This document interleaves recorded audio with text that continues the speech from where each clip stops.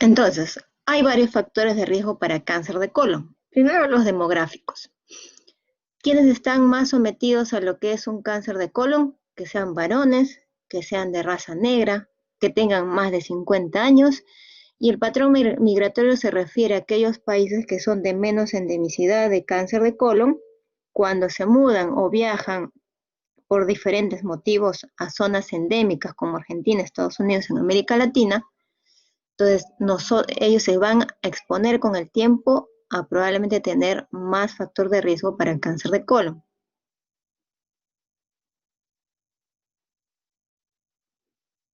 En los que son los factores biológicos, si tenemos un adenoma, la probabilidad de que una persona tenga más adenoma, que es el inicio para lo que es la formación del cáncer colorectal, son aquellas personas que tienen más de 50 años.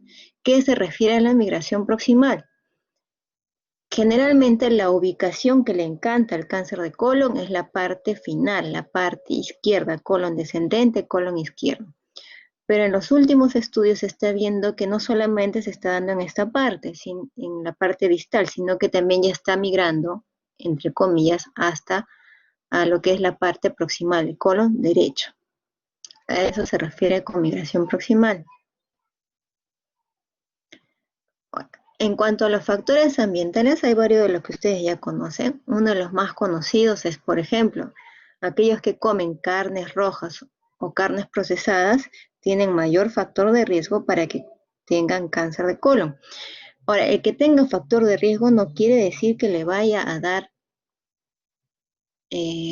cáncer de colon, es simplemente un factor de riesgo, tan igual, por ejemplo, como es para el Helicobacter pylori. No todas las personas que tienen Helicobacter pylori desarrollan cáncer gástrico. Entonces, ¿qué es lo que se dice? Por ejemplo, las carnes rojas, lo que nosotros podemos consumir en un máximo de semana es solamente 75 gramos. Si nosotros esa cantidad estamos aumentando nuestro factor de riesgo. Lo mismo para lo que son las carnes procesadas. Para las carnes procesadas solamente podemos consumir 25 gramos en una semana. Si nosotros sobrepasamos esa cantidad, entonces incrementamos nuestro factor de riesgo. Por lo tanto, las parrilladas y todo aquello que nos gusta tenemos que limitarlo. Uno de los factores que protegen es la ingesta de frutas, la ingesta de vegetales, los granos, las semillas, ¿no? De la misma manera se ha visto también por el lado opuesto que la obesidad es un factor de riesgo para no solamente cáncer de colon, sino para otro tipo de neoplasias como el cáncer de páncreas, el cáncer de hígado, porque la obesidad es un proceso, es un estado de inflamación crónica que va a sobrellevar a un montón de patologías.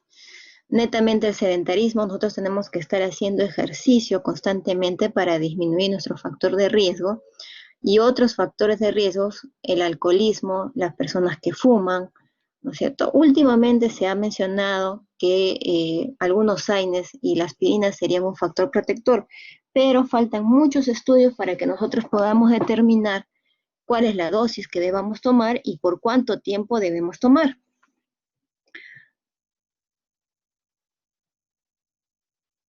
En cuanto a los factores genéticos, dentro de los factores genéticos, uno de los que más suele estar asociado con lo que es cáncer de colon es el síndrome de Leach.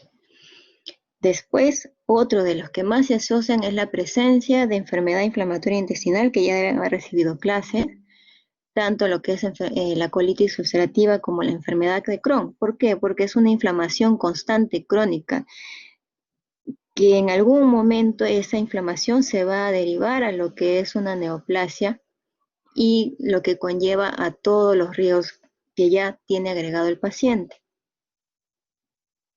A partir del 8º año de lo que han diagnosticado la enfermedad inflamatoria intestinal, todo paciente está obligado a ser sometido a un screening precisamente para descartar lo que es cáncer de colon.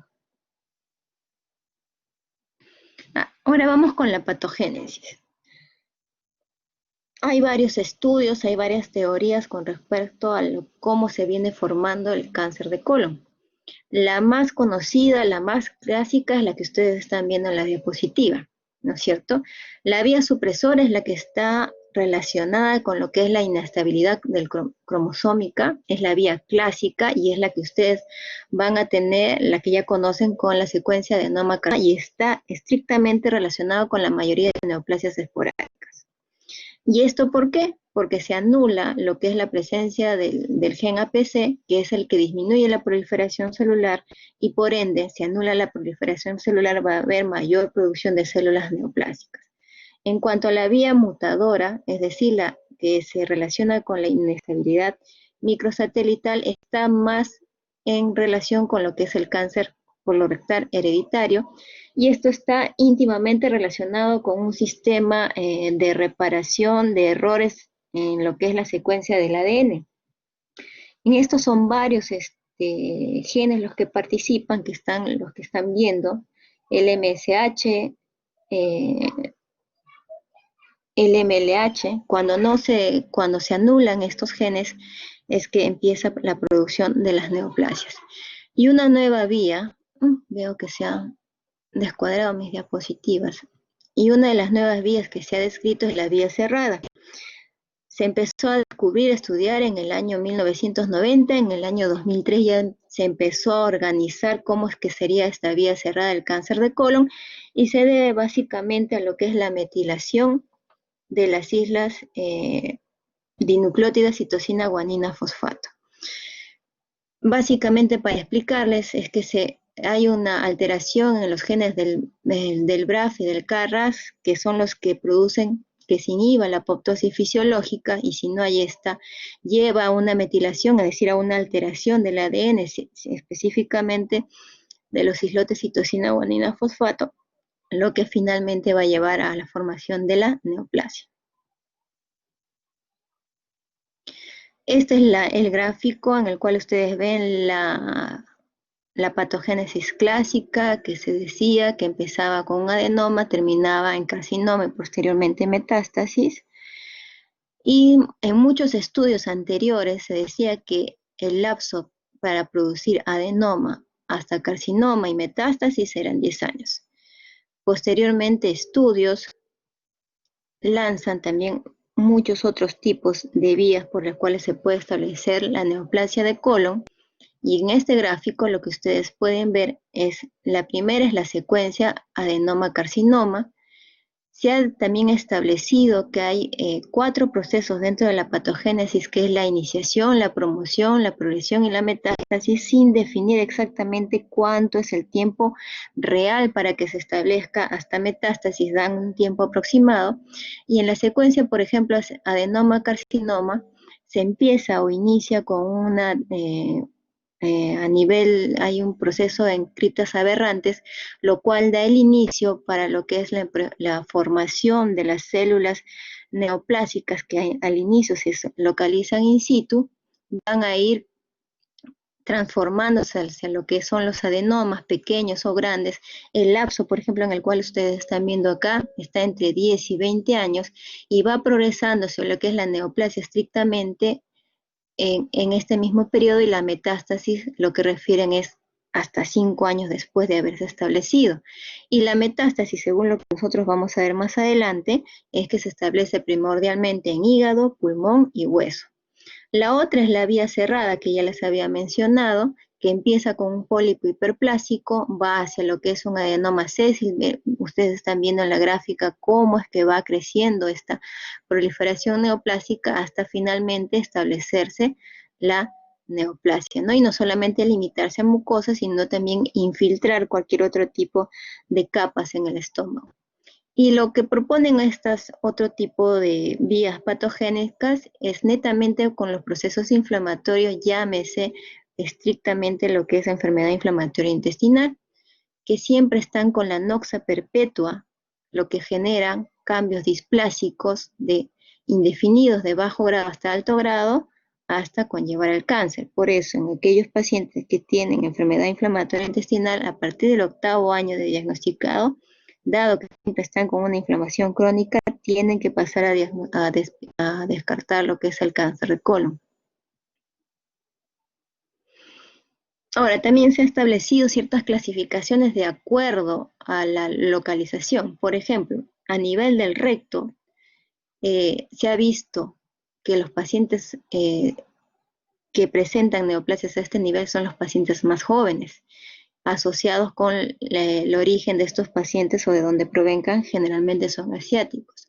Los que están en el colon distal, se ha visto que tienen lo que es inestabilidad cromosomática en mayor preponderancia, que son jóvenes, hombres jóvenes, y que están asociados con la poliposis hereditaria familiar.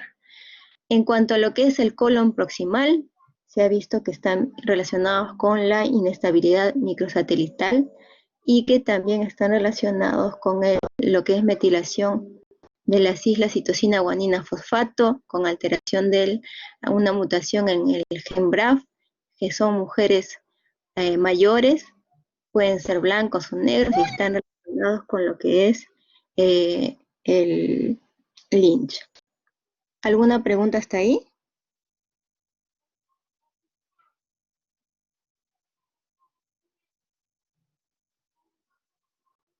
¿Pregunta hasta ahí? Ninguna. Ya.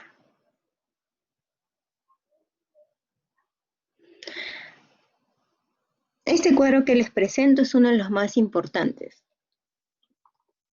Eh, el más clásico, la forma de cómo se llega a establecer la neoplasia es adenoma carcinoma. Entonces, a mí me va a interesar de este adenoma la histología y el tamaño. Si yo tengo un tamaño que es más de 2 centímetros, la posibilidad de encontrar displasia de alto grado será mayor, según la disposición del 6%, mientras que si yo un adenoma, una lesión poliposa, menos de un centímetro, menos de 10 milímetros, la posibilidad de encontrar displasia de alto grado será menor, ¿no? Entre 1.3%. ¿Y de histología en qué me ayuda? Me ayuda bastante. ¿Por qué? Porque ahí me basta hacer el tipo de patrón que tiene. Mientras si tiene un patrón túbulo velloso, la posibilidad de que sea maligna va a ser mayor. Sin embargo, la posibilidad de presentación es menor. Mientras que los menos dañinos son el tubular y el...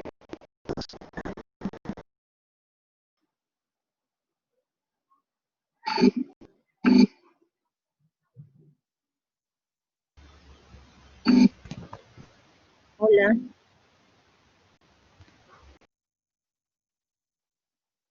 A ver, Karen, ¿me escuchas mejor? Hola.